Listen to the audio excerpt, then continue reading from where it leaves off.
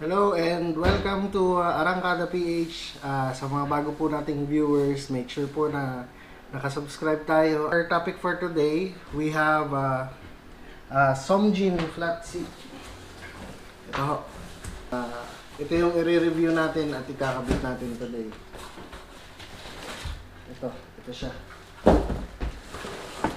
I ordered this from Miss Joanne Tirol, the same person na nabilhan ko nung Pirelli tires. Kung mapapanood nyo dun sa previous video na in-upload natin, sa kanya ko din po in-order ito.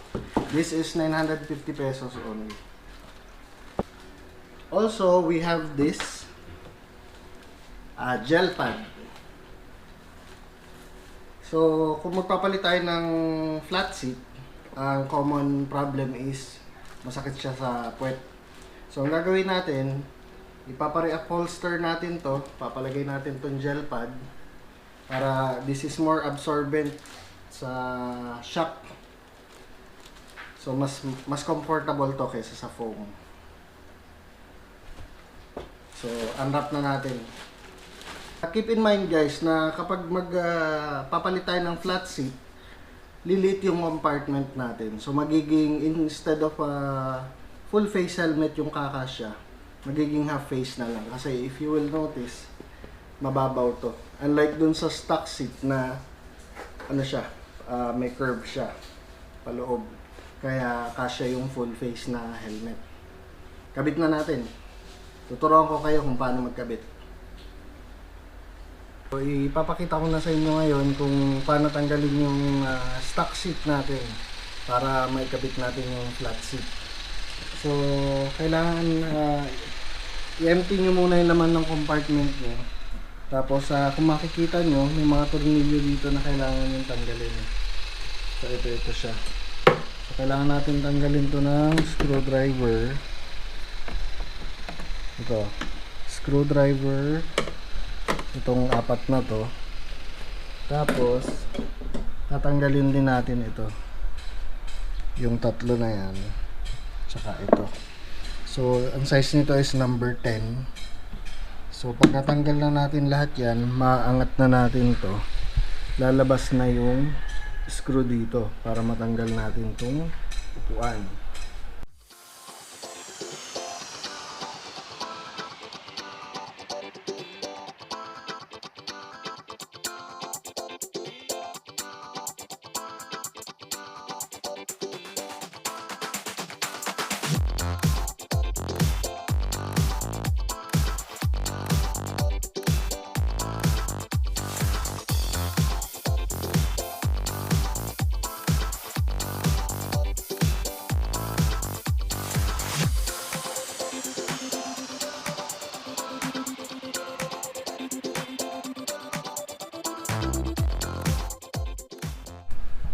And kung mapapansin nyo guys, hindi siya tornilyo yung nakakabit.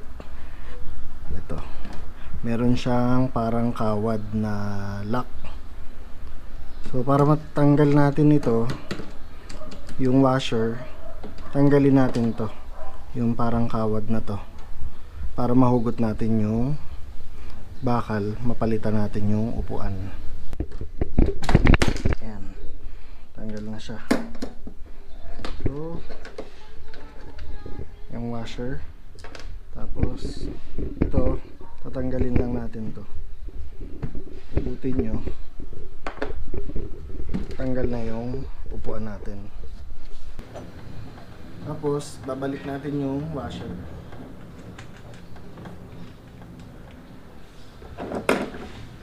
Tapos yung kawad, yung lock na tinanggal natin kanina. Ganun lang din. Kung paano natin tinanggal, ganun din natin ibabalik. Ayan.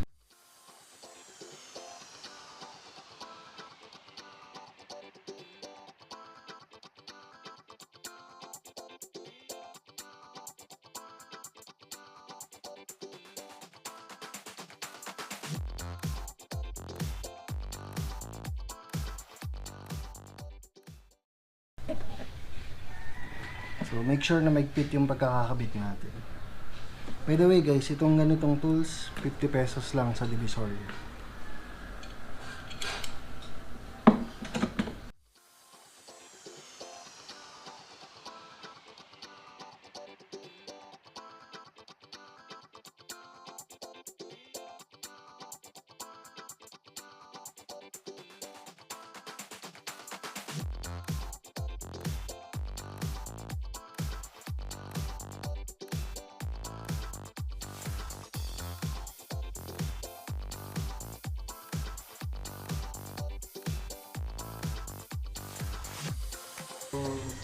Tapos na natin palitan ng flat seat.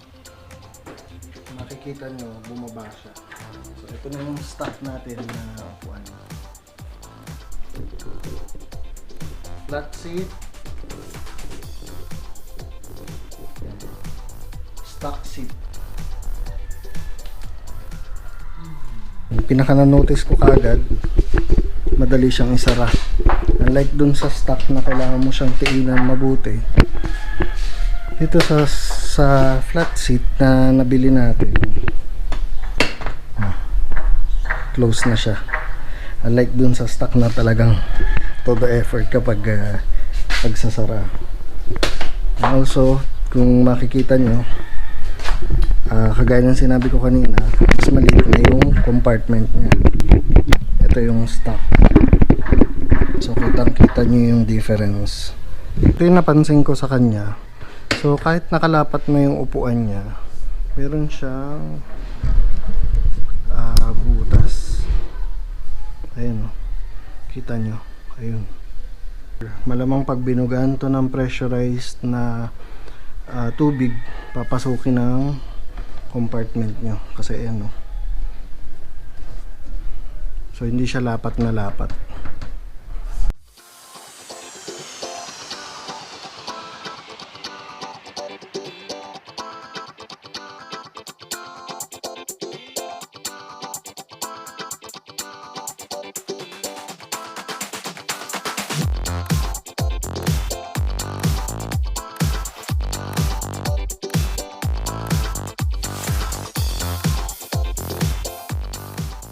So, after natin gamitin ng 1 week, may bibigay kong feedback sa inyo. Syempre, of course, stiff siya. Kasi manipis na lang yung foam niya eh. Flat seat na siya eh.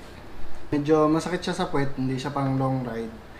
Kaya, kailangan nyo ng ganito. So, kung balak nyo magpalit ng flat seat, I suggest na ipari-upholster nyo.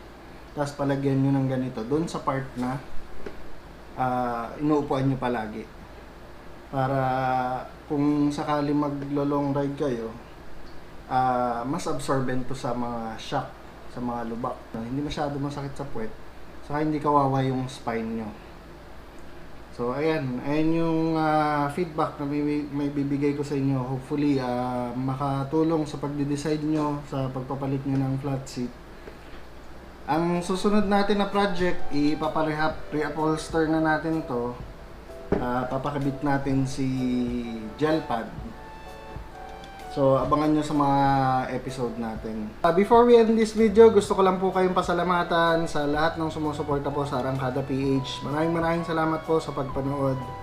Also, meron na po tayong Facebook page at Instagram, Arangkada PH. Paki-like na lang po at paki-follow po yung Instagram natin para po makita nyo kung ano po yung mga susunod na episode na i-upload natin. So maraming salamat po. Don't forget to always ride safely.